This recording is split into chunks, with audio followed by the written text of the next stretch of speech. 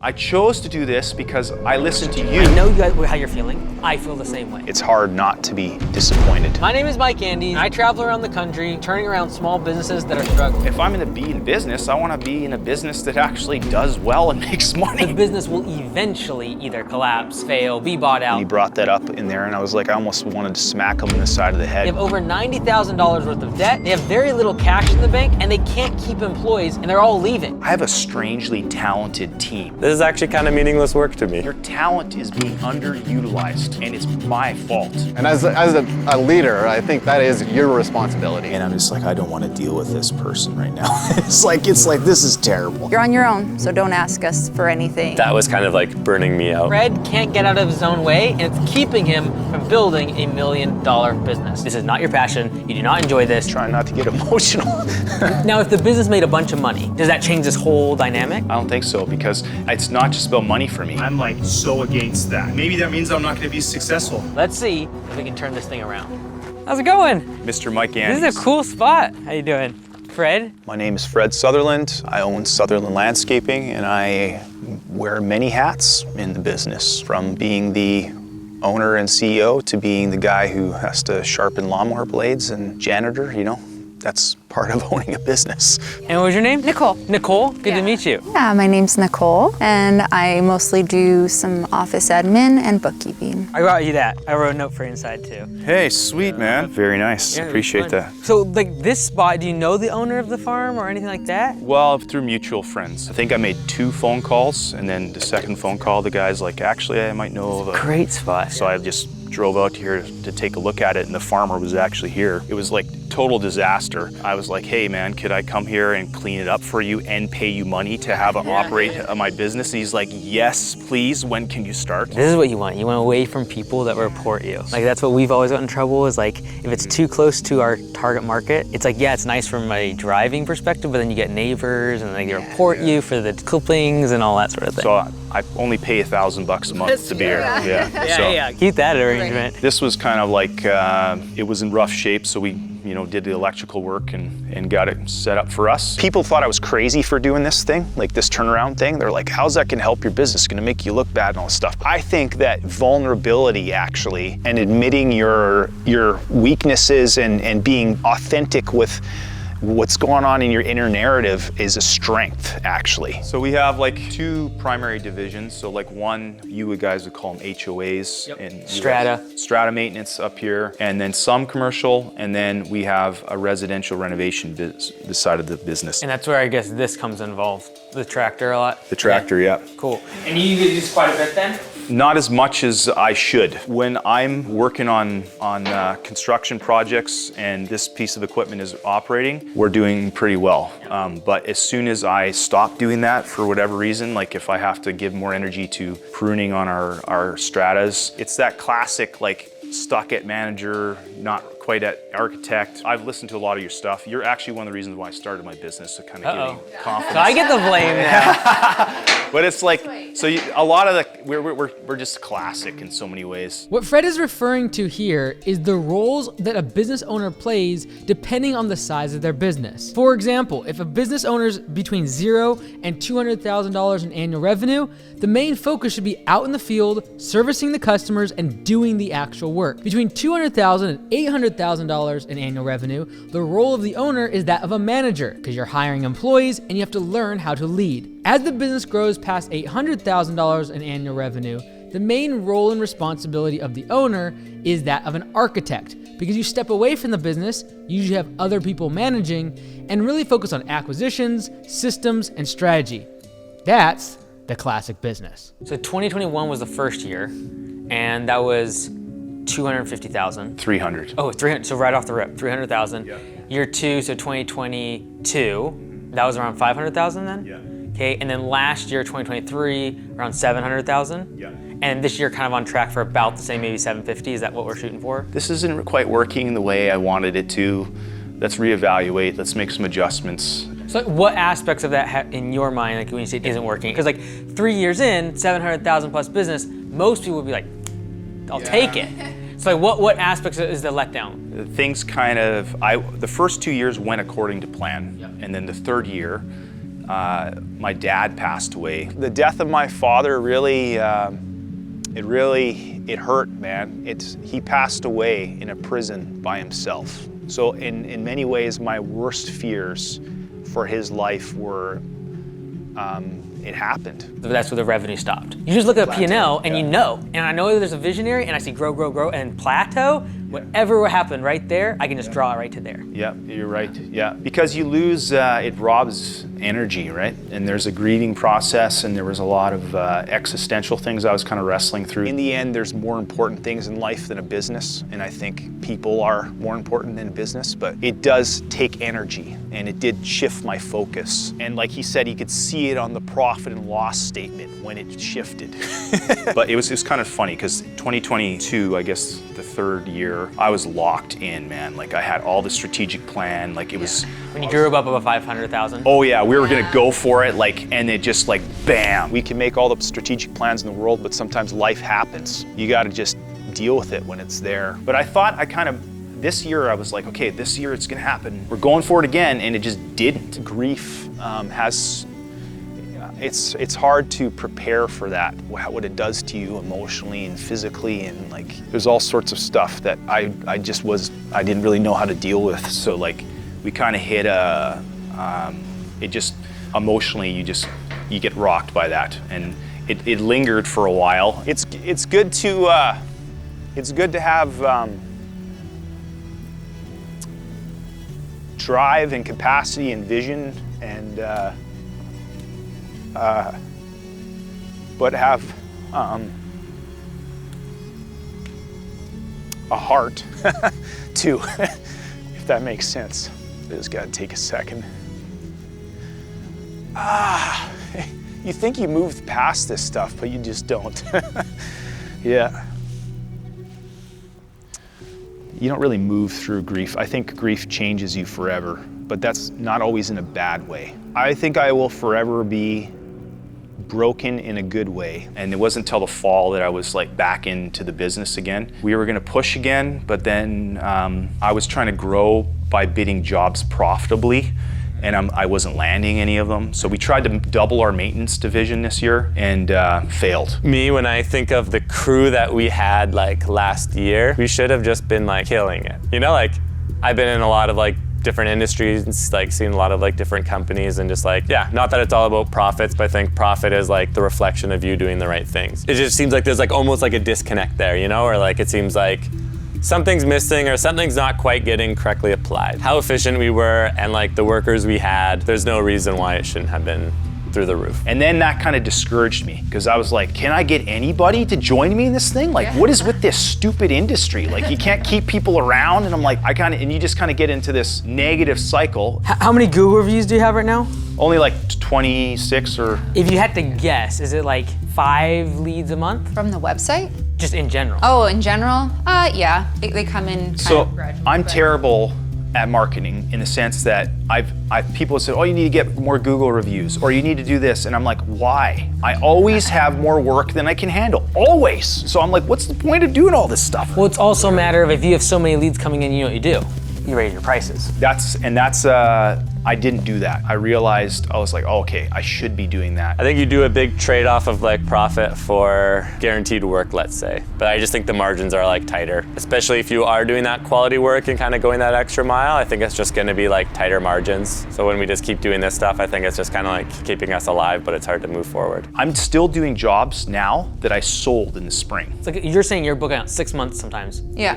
Almost a year sometimes, So, so then you have to get lazy, like focus on scheduling. You should be able to book down to the day in 6 months when I'm going on the schedule. And how you do that is using budgeted hours. So you could just know, okay, if I have 5 full-time guys and they're working 40 hours a week, I'm not gonna assume that you're gonna get 40 budget hours done. There's gonna be waste, there's gonna be job overages, the weather's gonna get bad. I'm gonna assume 30 budgeted hours, or a 75% efficiency score. 3 out of every 4 hours they work will actually be getting work done. Now I have a baseline, 150 budget hours, 5 people times 30 per week is what I can accomplish. And now when I get an accepted job, I'm simply gonna look at my spreadsheet and be like, okay, 150 this week, next week, okay, we're booked for this week, 120.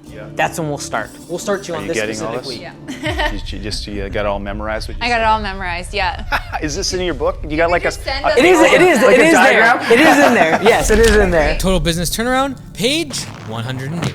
Once you hit the budget hour capacity for labor and assets, you will set the backlog threshold. Then you can start to raise prices once you reach that threshold. Maximize your profit without losing out on potential jobs by raising prices. By raising prices, our hope is that some estimates get declined due to price. This will keep the backlog in check and prevent it from growing too far out into the future. It's more being directionally correct. Like there's gonna be changes that happen on projects, but we account for it. We account that 25% of someone's day is gonna be either wasted or there's gonna be work order changes. Again, you operationalize this. So it's like, okay, when we are booked out more than a month, we go to this price. When we're 2 months, we booked out at this rate. We hit 3 months, we go out to this. So all of a sudden, yeah, you're still in March and you're booking out 6 months, but that work is now being done at a $20, $30 more per hour rate because you're booked out so far. Yeah, and we have I didn't not even done think that. about that. That's we have to do that. Yeah. Right? We've never had a problem finding work, but we were not, the idea that he had of like having us, okay, at 1 month booked out, we're gonna move our pricing to this, and after 3 months booked out, we're gonna move our pricing to this. We never thought of that. That's a fantastic idea that I'm like, that's gonna solve a lot of problems, help us be more profitable. And then if someone comes like, well, no, I can't wait. I need to get it in 2 months. Like I can't wait 6 months. Fantastic. Our like emergency work, it's gonna cost you this and we can fit you in. And that margin is literally going right into your pocket. Yeah. No, that's a really smart way of doing it. Definitely was discouraged. Yeah, I just needed some perspective changes, and I really appreciated talking with Mike. Like there were some things he said that were like gold. And I was like, man, we hadn't thought about that. The other piece that's a distraction is I got involved in this track club. Oh, you need a coach. Okay, coach. Oh, you need somebody on the board. Okay. Well, now I'm the president of the board. And now I'm like leading you through a strategic planning process, and it becomes this huge thing that just stole so much of my time. Did you do that in the past year? The last 2 years, yeah. So this is why I would say that happened. It's because you lost vision of where you were going. Yes. And so you just like, okay, maybe I'll do this. Yeah. Maybe I'll do this. And then all of a sudden you start going, you don't know where you're going. Like to use a biblical, wandering in the wilderness is happening because it's not like we're going over here. Yes. Yeah, you're 100% right. Oh, even Fred might go through seasons of like where he kind of gets maybe burned out, things kind of slide, and then he comes back for a hard push. And like, I feel like maybe there's a realization that like, that's not quite sustainable. Like that first year, the reason you were so gung-ho is because you had that vision. Oh, track and field president didn't like align with that, right? But you have a benchmark to determine whether or not it does or not. Yeah. Versus being like, well, maybe that will kind of fulfill me a little bit. Maybe I'll do this, and like you're just looking for grasping at straws, and then the thing just starts to just deteriorate. It got 100% got neglected. I was feeling pretty discouraged and like not really interested. And I'm like, do I want to do this anymore? Like, I'm almost 42, so you're asking all these existential questions, like, what are you doing with your life and all this stuff. Do you have kids? Yes, 3 kids, yeah. For me, I'm actually also trying to build something that my sons could be potentially involved in. So I'd rather have like a really strong financial base so that if one of my sons decides to kind of come into the company and help for a season, then they have something that's, healthy. My work in the past, you could call it personal development. It was helping people, structuring programs and environments where people are intentionally growing. And what I found, people actually don't care about this. Like, most people who are in landscaping, they're not into personal development. They're not into like growth. I don't know. I was naive is what I would say. And specifically in like the labor industries in part because like our best workers are usually the type that like they don't read books. They just want to work hard, make money, and then they have their personal goals that are outside of business, right? Otherwise, if they liked reading the books and they were all go home, they'd probably be you. Starting in the business, right? Yeah. I think whenever you have a motive that is beyond just utilizing people for growing your own personal business and you're actually interested in them as a person and them growing, that environment of growth just gets created organically. Well, then there's the other piece. Well, like, I think when I started the business, I didn't know anything really about business. And so I kind of got into it and I'm realizing, okay, I like business, but I'm like, I don't know if landscaping is actually the best business. For some reason, I just was interested in starting a business. But I kind of just, I didn't have that as a vision for my life until later on, until I saw with the work I was doing with the missions agency how you could integrate business in some of the the relational pieces that I also value, like with people and helping them grow. To me, they were two different things, but I was like, actually they're not. That was kind of the motivation that gave me like that desire to start something that had that vision of integrating personal development and professional landscape services. So part of me is like, well, if I'm gonna be in business, I wanna be in a business that actually does well and makes money, right? Because I have these things that I wanna work for my kids and their kids. Maybe I'm being like too philosophical here, but that's how my mind works. I always say Fred's a macro thinker, and I'm the, okay, well, how do we practically accomplish this? Or how do we make this, how do we get there? Or how do we figure out how we can do this while raising kids and treating our employees well? And yeah. I also don't live, like we're here right now, but my mind is always in the future. So is really the hiccup in the fact that the past year you didn't hit your metric? Because everything on your goals was good until last year. You're not far behind. Literally this year you're only supposed to do $1 million. Yeah.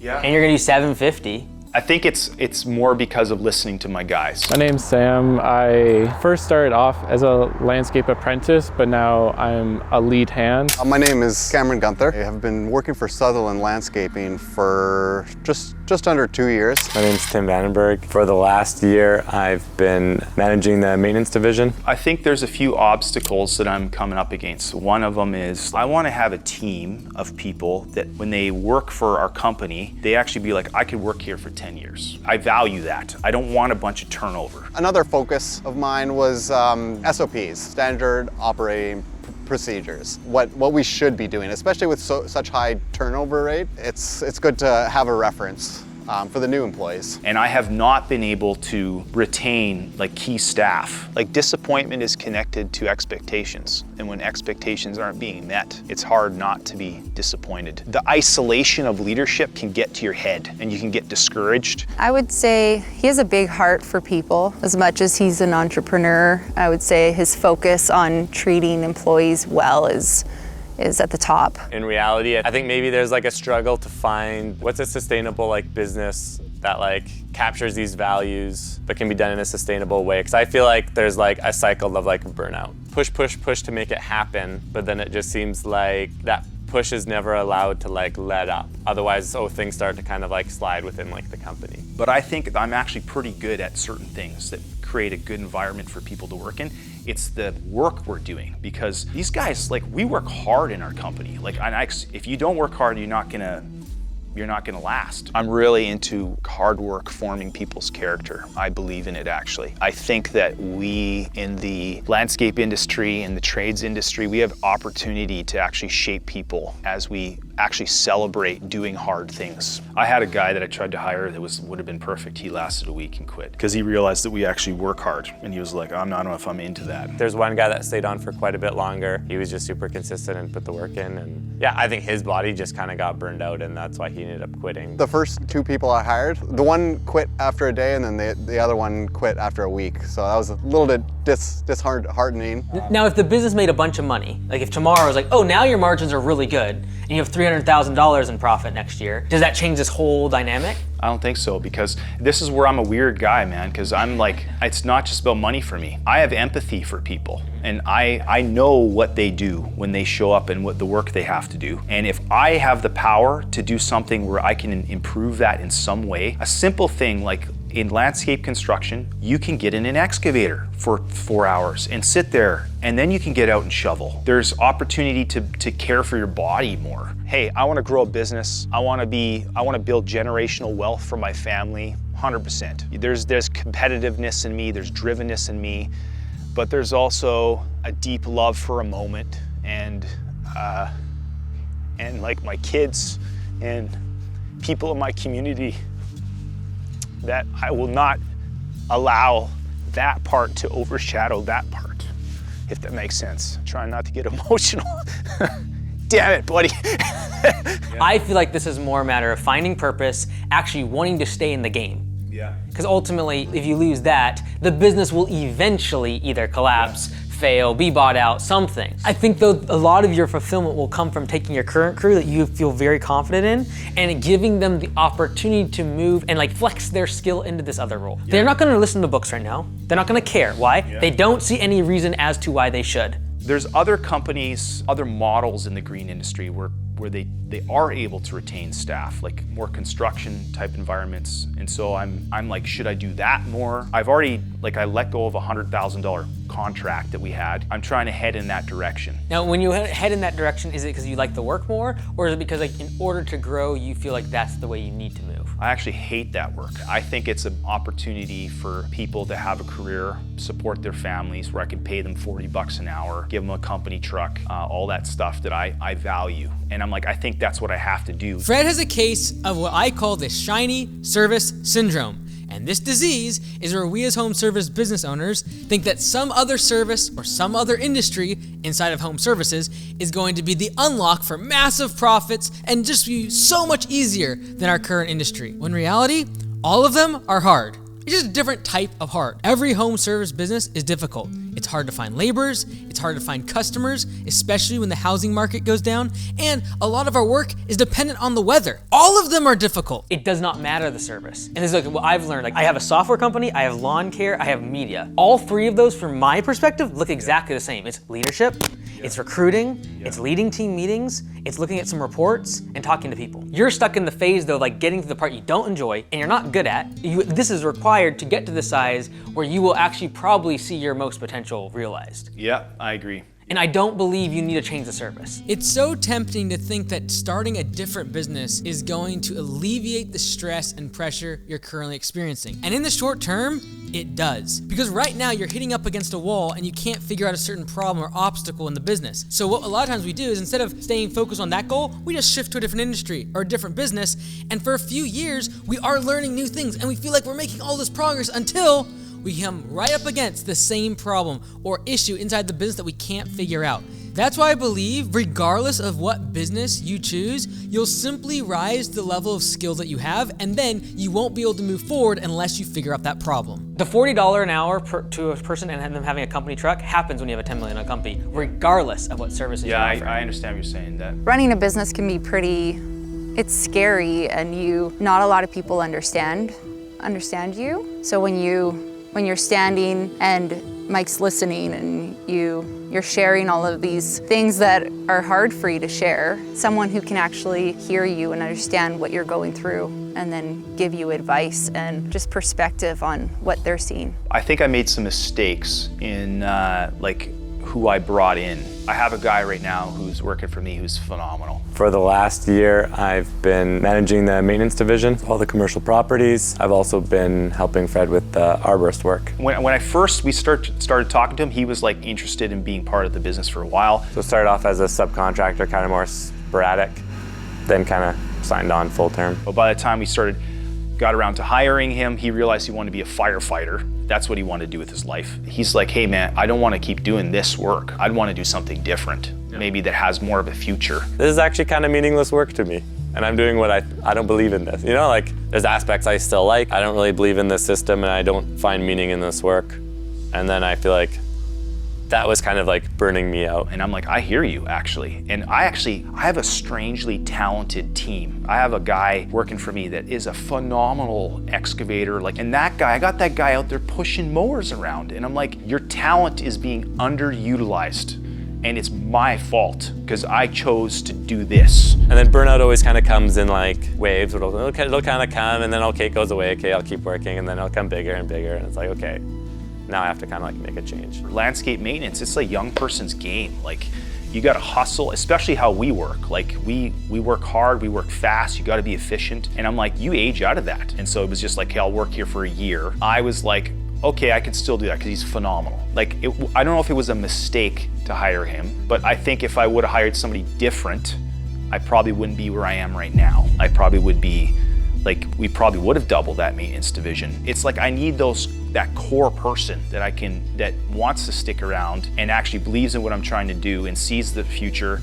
And I think I haven't found that person yet. The thing that happened with him in my very small fragment of what I've got of that situation is you hired him but without the knowledge of what that role was really going to look like. 100%, yeah. I was winging it. Don't you go, I'm gonna go hire an all-star. And then they're gonna hop in and they're gonna expect this, and you're gonna be like, well, no. It's like, I want all these other ways that, I want to systematize, and I don't want to do custom, I want to follow these certain systems. So like, create that now, so that when you hire someone on, you can say, this is how it's going to be, and now they actually have a roadmap and a plan. If you hire a great employee and you tell them, make progress, just go, they're going to make progress and they're gonna move a lot. But whether or not they're actually going in the right direction is debatable if you don't tell them where to go. In part, it is, when you're comparing it to a construction company, they are probably 10 times your size. They likely have multiple layers of management. They have middle managers, they have trainers, they have admin staff, etc. There are places to put people after entry level. At your current stage, it's octopus. Like, it's you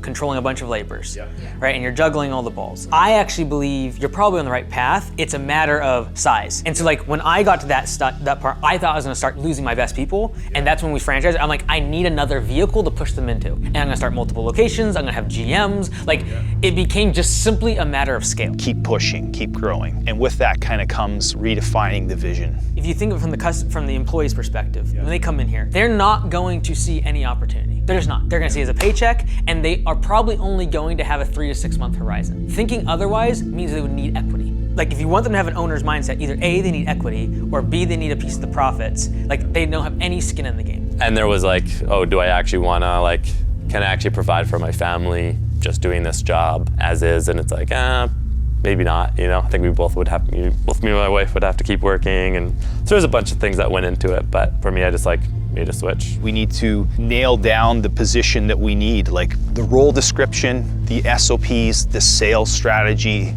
for that division, so that rather than doing what I was doing, which was hiring somebody and being like, hey, we'll just figure it out together, it'll be great. Being like, hey, this is the job, this is what I want you to do, and this is where you're gonna go with it in the future. I haven't done a lot of that work. Have you ever surveyed your guys and asked them why they leave? Yes, and most of the time they always say a lot of positive things about our culture. Yeah, so we have the best culture in any landscape company. And then also, Fred tries to have an environment of growth. It's not just, oh, come in, do your work, go home. He's hoping that people can learn stuff within landscaping or beneficial for life. Yeah, no, we focus a lot on culture, and there's reasons for that. Like, when I'm hiring somebody, is it somebody that I can spend 40 hours a week with and not strangle them? Because I've worked with people like that. They were very competent, but yeah. And it's not to say that like we're all perfect, but a willingness to learn and a willingness to serve too. I've heard multiple people say that this is the best place they've ever worked, but they don't want to do the work anymore. As soon as you got trimming hedges down and pushing lawnmowers and pulling weeds, and like, I can train people to be pretty good at that within 6 months. Then you do it for another 6 months, and then you're like, this kind of sucks, I want to do something different. I don't blame you, man. Go do the thing. Not everyone is used to doing as much physical labor as it is, because there's quite a bit of even just the walking around. You basically walk all day almost. So it's like you kind of have to keep up this high level to make maybe like the numbers add up and to like keep things going. I feel like it's not quite like sustainable. And then also they might just get like upset about the weather instead of just being like, well, the weather is what it is and this is my job, so I just gotta work through it. And I think burnout can also be like caused by different things. Sometimes I think burnout can be caused by just working too hard and too much for too long and you eventually hit a point. I think other times it's like comes from if you feel stuck. Burnout is a common thing for many home service business employees. Look, we're out in the elements, we're doing a lot of physical labor, and it can absolutely sap you of energy, emotionally and physically. One thing that I think about when I think about burnout is actually like a car burning out. They're not making a lot of progress, but their wheels are spinning, it's making a bunch of noise, creates a bunch of smoke. And I think the same thing when it comes to burnout in your business. Because we're all this energy and time, everything's going in and we're working so hard, our body's exhausted, it's making a bunch of squealing and all this noise, but we don't feel like we're getting anywhere. And a lot of times, employees out in the field, I find, they feel burnt out because they don't see the goal or the objective, and they don't feel like they're making progress in any direction. Forget about the idea of keeping them for 10 years. because they're just not going to be here. I would really say like, okay, until I can grow to the point where I can have general managers or divisional leaders or office admin staff or salespeople that I can move them into and actually show a career progression, because we already know that's why they're here. We know they want a paycheck. And if I can show that paycheck can grow at this company, then I have unlocked the ability to retain them. Having an ability for the employees to be able to move up inside the organization gives them a direction to channel all of that energy towards actually making progress in their career. If you can create a pipeline for getting new talent, but assuming they only stay here 3 months, you can make them profitable in 2 weeks. Like when the guys show up at my crew, I tell them the first day, at my location, I'll show up one time, the very first day for all 25 or so of them. And I'll just be like, hey guys, I don't want you to work here for the next 5 years. Like I have failed you as an employer if in 5 years you're still mowing grass. I now have a pretty clear progression for them to move into. And that's gonna usually take 10 years. Building the company the size where you can say, oh, we have multiple layers of management. And then it's like, that's all it is. Like on this ball, it's like, here's your career progression. You're like, well, I don't have the last 3 or 4 steps. Great, that's what we're building. By the time we build this thing, you'll be able to get to there. You'll be a departmental lead or whatever you have is titled for them. Creating a roadmap of success for your employees will absolutely get them through the hard times when they feel burnt out, especially physically out in the field. I've had multiple team members that joined as frontline team members mowing grass, but over the course of time, they are able to become an estimator, become a general manager, be able to go own their own location at Augusta Lawn Care. And that kind of progression and them having a clear vision of what that looks like is what keeps their head in the game despite feeling burnt out at entry-level positions. Here's what you're making at $20 to $40 an hour, then $40 to $60 an hour. And here's like the other option. This is your career progression. And so like I would, like that's what you're passionate about, I'd be putting that on the wall. And that's a good idea, and actually. Because now you have a clear vision, and then like their vision fits inside of yours. I forget that people are not motivated like me, and it's classic. Well, if they were, they would own a business. They would own a business, right? It's true, yeah. And so you have to think from the framework of how do I serve them? Like if your goal is for them to stay, is like not a matter of like how do I run the business? It's like how does this job serve them? And it's like stability. They want to have a roadmap. They want to have a plan. They want to have a vision, and you provide those things for them. Here's how the jobs get done. Here's how you do the pricing. These are the customers we're going after. I'm going to, as the architect now, focus on marketing to these customers, going out and getting these leads, and then you're gonna do the jobs this way. In my opinion, if I go back 3 years ago when you were starting, like you've actually executed very well on the plan. And it's then now you're in it and you're falling a little bit short of a goal, and then that's when all these questions start arising. Like, will I stay at 750 forever? Am I in the wrong industry? Do I do the wrong services? And all these things start popping up, and you lose like the next 5 years. Because the reason you got started is because of the vision of the 5-year plan. Now we need to establish what is that next 5 years going to be, and now we know because we have a base of revenue. We know what services we like. We know what we want our guys to look like. You didn't know that 5 years ago. No, I didn't. Like the 5-year plan needs to change every year because you get more data failing. Like, hey, we're 3 years in this 5-year plan. Now I'm a little bit behind. Readjust the plan. We got the revenue. We got a decent business. We got a great shop space to operate out. We got incorporated. Now I have even more clarity in terms of what services I want to offer and who I'm going to serve. Thinking about where we're wanting to go and how we're going to get there, kind of laying out some of those strategic goals, 5-year plan. First of all, it's like a mindset shift. When you get tired, you feel and you think in a way that isn't healthy and isn't always rooted in reality. And then the second thing is connected to this. I think when you're vulnerable, when you're able to have people in your life that you can share with, and you're real with where you're at and the problems you're facing, I think that is a strength actually. And that can result in wisdom coming way quicker than you just trying to do it all on your own as you share with others. And so for me, this thing is very vulnerable, but it's been incredibly beneficial, and I'm thankful I put myself out there to do it. I have no regrets. So be a real man and be vulnerable. That's what I would say. Would it be healthy for me to purchase another piece of equipment that would help me do some of this work more efficiently? Because right now I do a lot of excavator rentals, which is fine because I'm not using the equipment all the time, which is what you're always looking for. But I'm like, it's part of that cart before horse stuff. Like if you have the equipment, you start doing more of that work. Yeah, but it's the narrative people tell, and that's what I get a little concerned about. Because like it's probably the thing that you told yourself when you bought the tractor. Yes. And now you've admitted that you don't use the tractor enough. I hear what you're saying. Maybe you're saying it's probably not a good idea yet, unless you have that work booked out.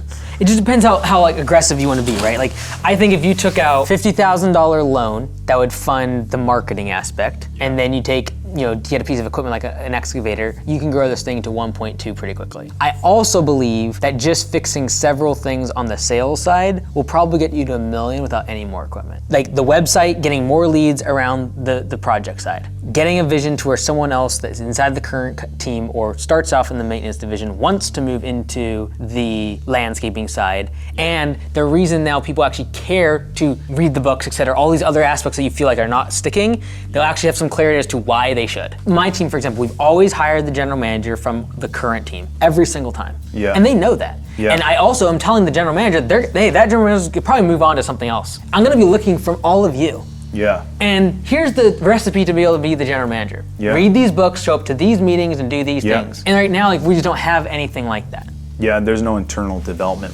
Sometimes I can see him like taking on things that he doesn't like need to take on or worry about. I think we were like on a site a month ago and he wanted to like drop the site because it wasn't up to like his standard. And then he put a whole bunch of work into it to get it up to like his standard. Oh, like I think they were happy, or like maybe like be over-involved or overcomplicate when it doesn't have to be, when you can like, no, this we can actually just like let go for now. I'm a leader with a limp, but I celebrate that limp, actually. I think it makes me a better human. Then the question is, why do we need the money? With the $50,000, let's just say we inject in terms of working capital, I would say during our spring rush, we're gonna hire someone for 5 hours a day, and they're gonna do admin. That's gonna be $100 a day, maybe a little more, so let's just call it $120 a day. Yeah. We know that's when all our leads come in, we book out way out into the future, Yeah. and that's when you can't handle it yourself. That is so smart. I've never thought about like temporarily hiring someone. Well, like if you have a seasonal demand, you should have Yeah. seasonal work. And so we Yeah. can do the same thing for admin that you do for your guys out in the field. Yeah. And if you say, hey, look, because I know your market, so March, April, May, and June, there's your 4-month spring rush. You're gonna work from 8 to 1 p.m. That's gonna give you the flexibility to say, hey, we're open 8 to 5. You only have to answer the phone from 1 to 5. 8 to 1, you get all your operation stuff done, all your hiring, all your estimates. 1 to 5 is going to be you're creating the estimates and you're ready for the phone, and you will follow the same process as them because Yeah. now you have that time blocked for them. Okay, so I have to follow the process.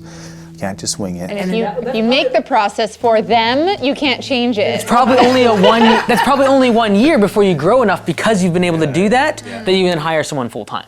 The piece I do, like, I'm like, maybe I should just put some money into this thing and push it. I'm not that patient to wait around for another whole stinking year. Like, I'm like, man, like, I wanna, like, if that's where we're going, let's do it. And then they just do other admin while they're... You just have an order of operations. Number 1, answer the phone. Number 2, web chat. Number 3, estimate request forms. Number 4, you just go right down the list. You literally do screen recordings. And it's like, okay, how to schedule job. So when they get a job accepted, they're like, oh, how do I do, boom, boom, boom. Oh, okay, and they follow one step at a time exactly as you've done it. You can operationalize it and then make it like, you start with this, and here's the last thing you do. And you might not get to this if there's a lot of stuff happening. Like if you have all these calls coming in, you probably aren't gonna get to email. And if there's a ton of emails, you probably won't get to the expense categorization. Yeah, it's the details that I love doing. Yeah, you're good. You're good at that. Myself, like this is how you do it. You man, you're an SOP like queen. Like, no, that's gold, man. That's something I would have never thought of. I don't know why. It's a simple solution, just a temporary hire. I really appreciated talking with Mike because in some senses he didn't say anything new. Actually, like there were some things he said that were like gold. I was like, man, we hadn't thought about that. But a lot of it was stuff I've heard that people have said to me. There seems to be a belief as I share what I'm trying to do and why I'm trying to do it and where I'm at, that people are like, what are you doing, man? Keep going. Like you can do this. I do believe the lead bottleneck is what you'll hit right away. Right now, the notion is I will dump money on marketing. We have done that in the past and it has not worked. Yeah. And so then it's a matter of, well, how are you gonna solve that problem? That will be the next constraint if you put money in the business, because you have like liquidity. If you inject a bunch of capital in this business, the next thing you will need is leads. Yeah, I'm not worried about that. And I'll tell you why, because I just know too many people. As soon as I start making phone calls and I say... Then that's the strategy. Go do that. Go get an admin person, get someone to go run the landscape jobs. If you think you can, like, I can drive $2 million of landscape jobs if I just have a phone, then we should be doing all of our time on that. If you're good at that, you enjoy it, and everything else you despise, then delegate everything else. I landscaped all to pay my way through school, and I said I'd never do it again because I was like, I didn't want to be, there's a bit of a negative stigma connected to landscaping. You know, I wanted to have an office job and be leadership and such. But then I kind of missed physical work actually. After a while, like sitting and doing emails, man, after a while, like, and that's kind of what my job became for a long time. When you're in a coordination role, I was like, oh man, it's like death by email. I generally believe you could double the leads from the website with just a couple little changes. And like, you'll be fine with it now because someone else is taking the phone calls. Yeah. The SMS request for a form are coming to someone else. You don't feel like, oh, I've got to open up my email. Like that should never be in your stomach. Oh, I have that all the time. So like the first thing I would say is like no email on your phone. Being that front-facing person, like where a customer is going to be emailing me directly, man, I would get rid of that as quick as I could. So like right now that's already happening where they go to my wife's emails. Well, they go to her right now. But can you access them from your phone? Oh, he looks at oh my word. See, this is the thing. It's like number one pet peeve. Because I have kids, so I get distracted. So I'll look at the email and then I'll read it. And then I will mark it unread so I don't forget. And then he'll go into my email and read it. And then leave it unread, and then leave it read. I've gotten better. I've heard you. This is why you're bottling up against 700,000, because like as I say, like after 800,000 is architect. Yeah. You're failing to go from manager to architect, and the manager inside of you wants to go check the email. Still wants to stay involved in all these little processes. The architect has to step away from the business. My wife's email, but I check that and I need to stop it because apparently it's a terrible thing to do as a leader. And have people that you can trust to do that. But what I also like you say is what is your thing you say? Is there 100% is your 60% or 70%? 80%. So I'm like, I'm gonna have to just let those things go wrong, and it's okay. They're learning. He does leave my bookkeeping alone though, so I'm quite happy. He doesn't like it. You have your roles. We'll have like role setting discussions, and then it's like I like when I have my lane and I have my role, I just will go and stay in it. But when someone tries to like come into my role and mess it up or put more on me all of a sudden that wasn't in my role, then that will really frustrate me. And I feel like when you do run a business with a spouse, there's a little bit more of like, can you do this quick, or can you do this? And where when you have more of a office relationship, you're not just gonna dump something on somebody. The ability to like step back is good. Like maybe I would say like, maybe it seems like maybe his boundaries might be like unclear of like when he should get involved or when he should like let things go. I mean, I feel like he's done like a pretty good job with me of just like kind of like letting me loose. Right, so like you're literally looking at someone who's like, I would say, hey, keep small, and telling you like, get up as high as possible. Because you have very different skill sets. And I got together, that's why you're probably like, it's so valuable. We're a 1-2 punch. Right, 100%. And like, there's huge amounts of value there. So I would just like, don't tell her to like, she should grow, and don't tell him that he should stay small, right? I'm pretty sure we both said that. Yeah, right? So it's just a matter of like, you both have very different skill sets, and at different sizes of businesses, those skills will be most utilized. When we first started, you have this whole vision, and you get on board, and we worked well together, which was really nice. And then,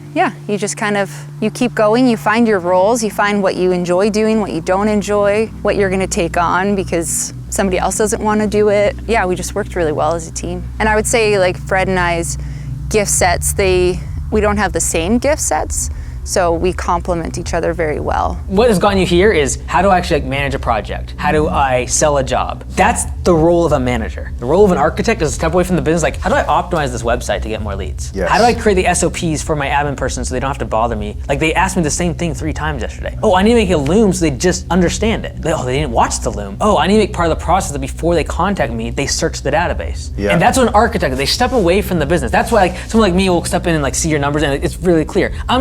I'm a third party. I'm out of the business. Yeah. That's what you have to become to take the business to the next level. Yeah, I know that makes sense. And then I have my dream fulfilled where I'll have a job where I can work out in the middle of the day. But see, again, like defining that's super important. It is. Because like, like defining what that role is going to look like for you. Yeah. And so like now it's like work backwards from the fact that you want to work out in the middle of the day. That's a great benchmark because there's so many other things that will have to be fixed for that to be it, right? You'll have to have an admin person. You'll have to have an operations person. You'll have to have a sales person. You will not be able to have the email coming. You will not be able to have the phone coming on your cell phone. Yeah. And so then what you start doing is ask yourself, okay, is that future self going to have the email coming to their cell phone? No.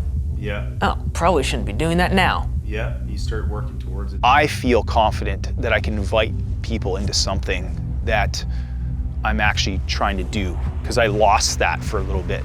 I lost the the mountain that I was headed towards. So this is where you can do your sales thing, okay, Mike? Right? I want to hear about how Copilot. Well, that's the thing I was gonna ask, because it's like that requires a lot of admin. Right. So it's like at some point, like I can do so much admin and so much tracking and figuring that out, but it's like, at what point do you actually get Most somebody? of you guys are doing 90% of it already. It's just a matter of tracking it. I don't think it's a priority. You have the budget, looks solid. You guys are using budgeted hours. You're organized. It's not even come close to impacting the business as much as charging people more if you're booked out further. Like that alone will probably add $40,000 to $50,000. Those are like huge rocks. Changing Copilot.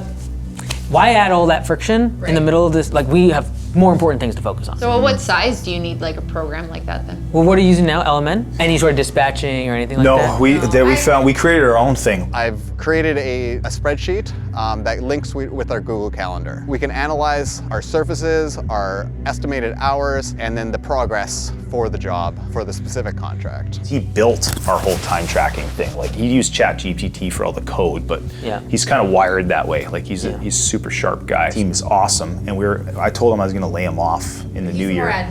He's more admin. I told him I was going to lay him off because I was looking at the profitability in the business, and I'm like, you're a non-revenue producing employee. You're sucking up $20,000 a year. Probably not a good even though he's super awesome. Fred's just a little bit over-adminned right now, and so I'm actually leaving the company. If I'm doing a new project, I'll usually throw a README file in there, just some notes and stuff for Nicole and Fred. Then they have like a starting point to kind of work from and why I've done it. That's what we're using for that. I usually mostly use LMN just for estimates and the budget. I love the budget. But not like field routes? No. Okay. Automations? No. Okay. Well, then in that case, I thought differently. In that case, you might want to consider something like Copilot. What is the purpose of automation, just like when communication with the customer? admin person, they're going to get an email every time this happens. When they finish this task, it's going to notify you. So for example, accepted estimate, you could be okay, I want it to go to this user. I want it to go to this user. Yeah. Like it saves you so much time in like texting them and then texting you and like all this sort of thing. It's a matter of I do think you should have field management software.